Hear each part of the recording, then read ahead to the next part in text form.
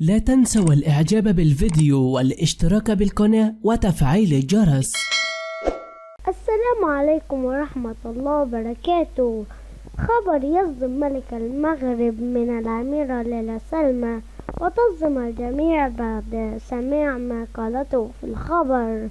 قالت أنها كانت متزوجة قبل أن تتزوج ملك المغرب الملك محمد السادس، وهذا الذي صدم الملايين.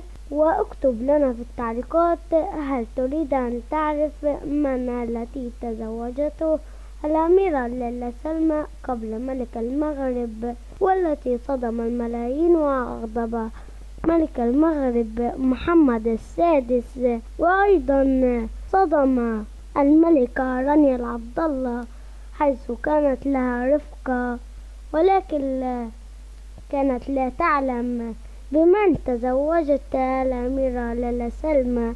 وسنوضح لكم في الفيديو القادم من التي تزوجته إن حقق هذا الفيديو أكبر عدد من المشاهدات.